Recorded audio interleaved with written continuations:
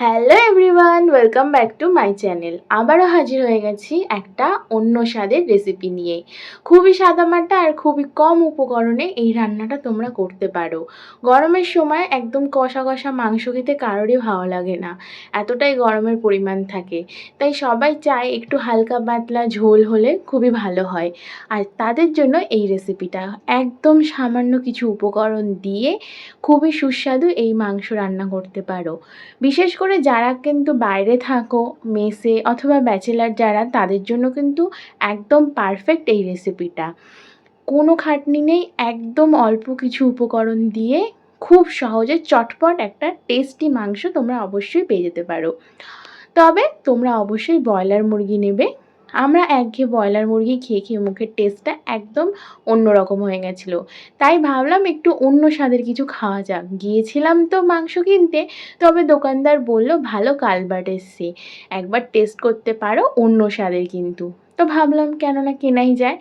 কিনে নিয়ে বাড়ি আসলাম। বলেছিল বেশ খানিকক্ষণ ধরে কিন্তু রান্না করতে হয়, একদম মটনের মতন।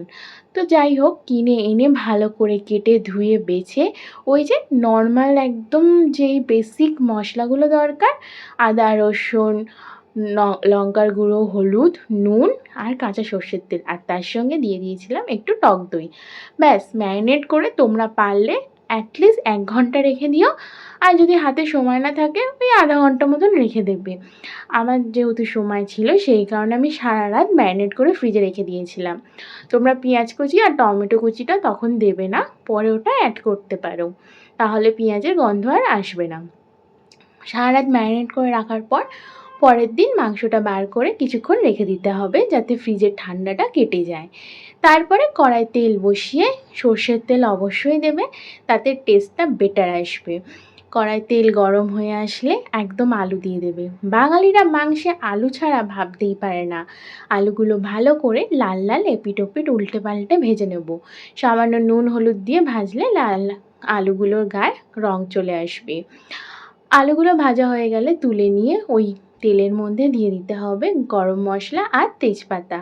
ফোড়নে দেওয়ার পর দিয়ে দেবো পেঁয়াজ কুচি। চিন্তা নেই, পেঁয়াজগুলো হাত দিয়ে ছাড়ানোর দরকার নেই, খুন্তি দিয়ে নাড়লেই এপিট ওপিট করে পেঁয়াজগুলো একদম ছেড়ে যাবে।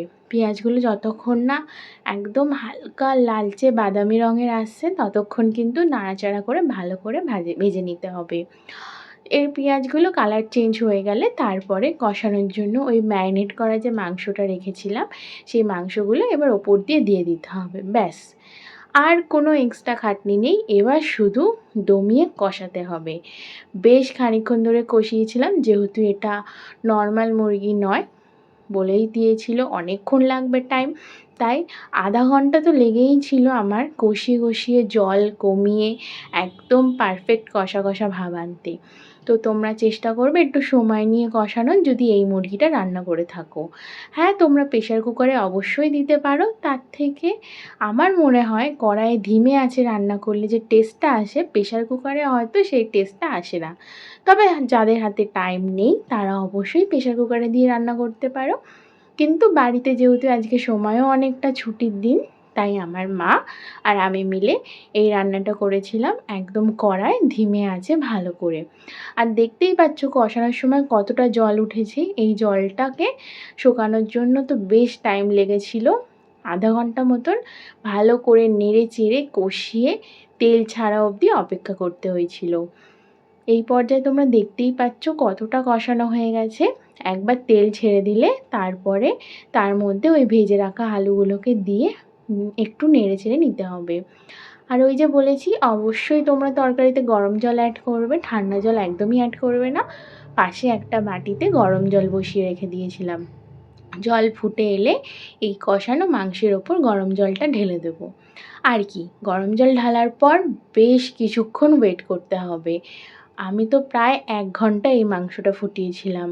সত্যি মাংসটা অনেক টাইম নিয়েছে, তবে খেতে কেমন হয়েছে সেটা লাস্টে জানাচ্ছি, তোমরা প্রসেসটা দেখো। দেখো এই পর্যায়ে কতটা জল দিয়েছিলাম, ঝোল ফুটে ফুটে একদম কমে এসছে। তোমরা চাইলে আর একটু ঝোল অ্যাড করতে পারো। আমি লাস্টে অল্প গরম জল দিয়ে আরও বেশ মিনিট খানেক ফুটিয়ে নিয়েছি। পুরো 1 ঘন্টা 15 মিনিট ফোটানোর পর মাংস সিদ্ধ হয়ে যাওয়ার পর লাস্টে ওপর দিয়ে ছড়িয়ে দিতে হবে গরম মশলা। ওই গরম মশলায় যা যা থাকে দারচিনি, এলাচ, লবঙ্গ আর একটু জায়ফলও দিয়ে দিই আমি, টেস্টটা বেটার আসে তাতে। যাই হোক, ভালো করে নেড়েচেড়ে মিশিয়ে নিয়ে গ্যাসের ফ্লেম বন্ধ করে দিলেই হয়ে যাবে আমাদের টেস্টি টেস্টি সিম্পল চিকেনের কারি। আর এতটাই সুস্বাদু খেতে ছিল, একদম অন্য রকমের টেস্ট।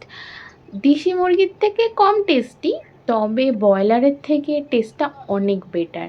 তোমরা অবশ্যই একবার হলেও এই মুরগির মাংসটা খেয়ে দেখতেই পারো। গরম গরম ভাতে বসে পড়েছি গন্ধরাজ লেবু নিয়ে আর শসা সাথে, কম্বিনেশনটা বেশ দারুণ। মাংস ভাত হলে আমার তো আর কোনো রেসিপিই লাগে না আর আলাদা করে। তো যাই হোক, আমি তো গরম ভাতে বেশ এনজয় করেছি এই মাংসটা। তোমাদের ভিডিওটা যদি ভালো লেগে থাকে একদম দেরি না করে অবশ্যই বাড়িতে ট্রাই করে নিও। আর প্লিজ লাইক আর সাবস্ক্রাইব করতে কিন্তু ভুলো না। ভিডিওটা ভালো লাগলে অবশ্যই শেয়ার করো, আর রেসিপিটা করলে কমেন্টে অবশ্যই জানিও। টাটা।